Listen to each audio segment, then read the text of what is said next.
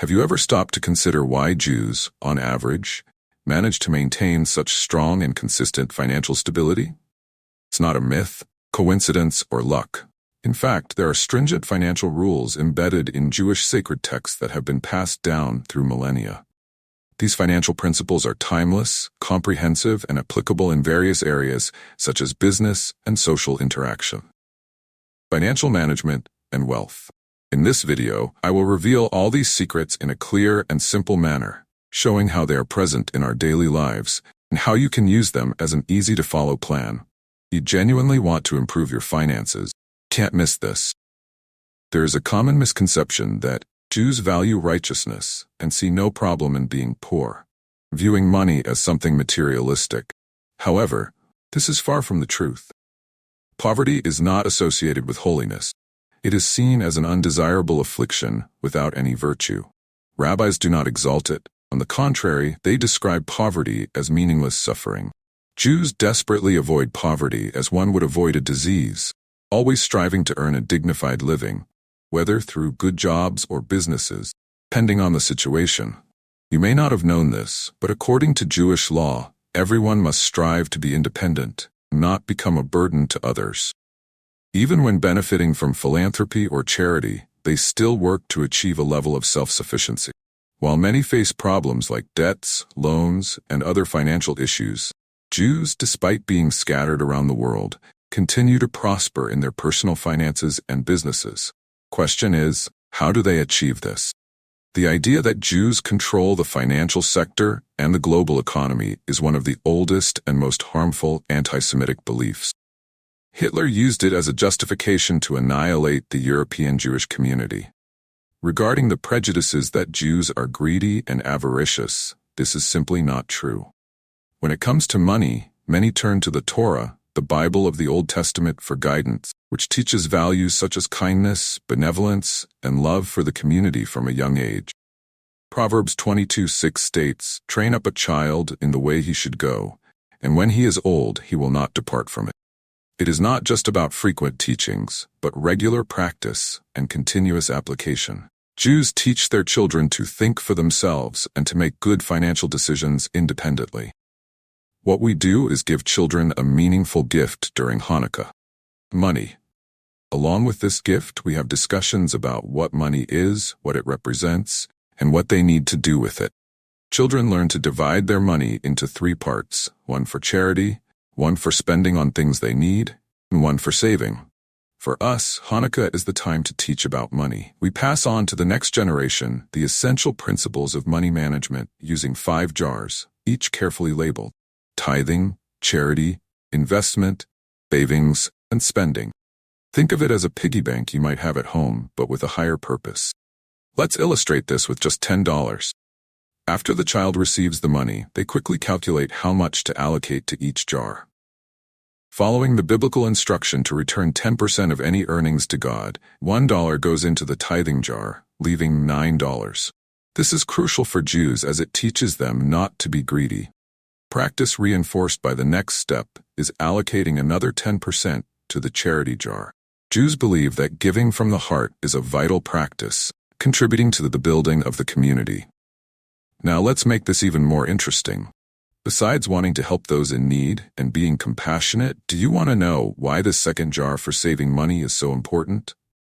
The idea is that when someone donates generously without expecting anything in return, community trusts this person more and is willing to support them in future projects. The benefits of this are immense. Having support from a strong network is crucial for any endeavor.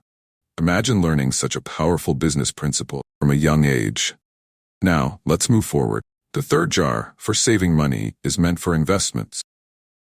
In the Jewish teaching method, children are guided to allocate 20% of their money into this jar to practice something they desire, as long as it helps them earn more money in the future.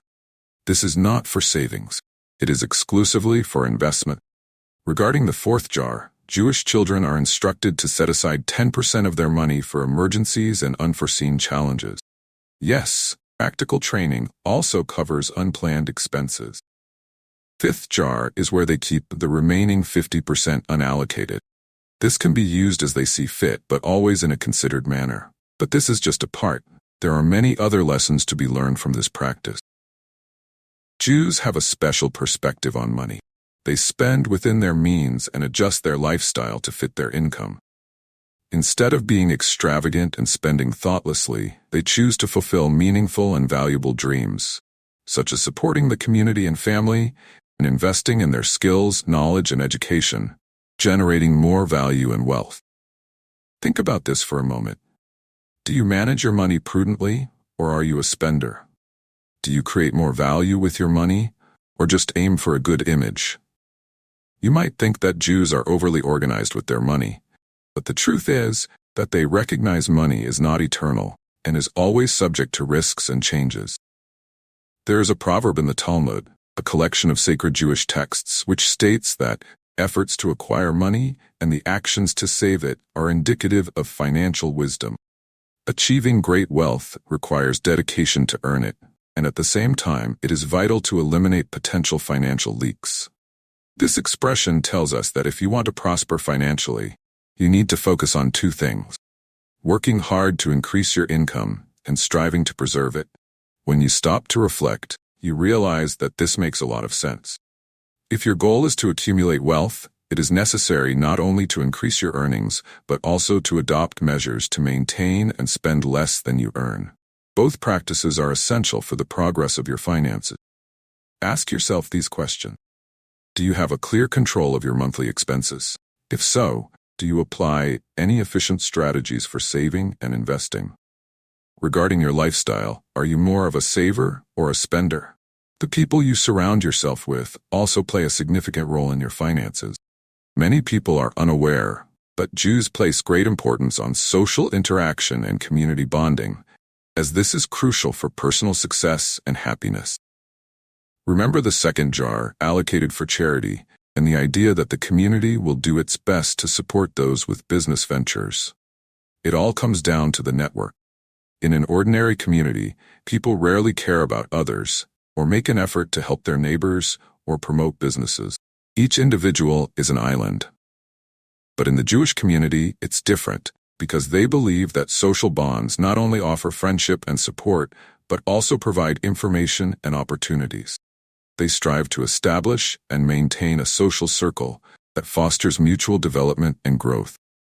They take care of each other, collaborate, and ensure that the flow of financial resources continues circulating within that circle. Have you ever heard the proverb, "If you want to get rich, learn from the rich"? This wisdom comes from the Talmud and indicates that to prosper financially, it is essential to learn from those who have already achieved wealth or are on the path to it. It's not enough to just dream and try to achieve your goals overnight. It's important to study and learn from those who have already succeeded. This way, you can gather tips and wisdom that have been passed down through many generations. The good news is that these lessons are not exclusive to Jews. Anyone who wants to build wealth can benefit from them. I'd like to address another point related to work. Have you ever questioned the effort necessary to reach the next level in your career? Many people make the mistake dedicating themselves excessively to work, thinking that this is the way to financial freedom. Although I have thought this way before, truth is that this mentality is not sustainable. Increasing work hours does not necessarily increase your profit. For example, if you have a store that generates hundreds of dollars in profit, would working more hours really help to expand and create more branches? If not, why put in so much effort by adding more work? Instead, it's crucial to step back, learn from more experienced minds, and follow the right steps. Take your store to a higher level. Again, working smart always beats working hard. In the business world, Jews, especially the traditional ones, are known for their integrity in commercial transactions. They are considered honest and treat the other party with the utmost respect. The Torah emphasizes the importance of surrounding oneself with people of integrity, discouraging those who act dishonestly. And here's something interesting. The integrity of Jews makes customers come back for more. So, the question is, do you feel discouraged for not having the luck to learn these secrets from a young age? The truth is, it's never too late to start. I myself discovered these principles later in life, researched and applied them, and it has been very beneficial. Note, I am not from a Jewish family, nor do I practice their religion. But regardless of your age or beliefs, you can apply these rules or part of these principles today, adapting them to your reality. Every beginning is small, but over time, the results can be incredible. Don't forget to make intentional plans to educate your children, especially if they are still young. This can be one of the best investments in their lives. But if you choose to ignore these teachings, remember that the success of Jews is not a coincidence. Thank you very much, and see you in the next video.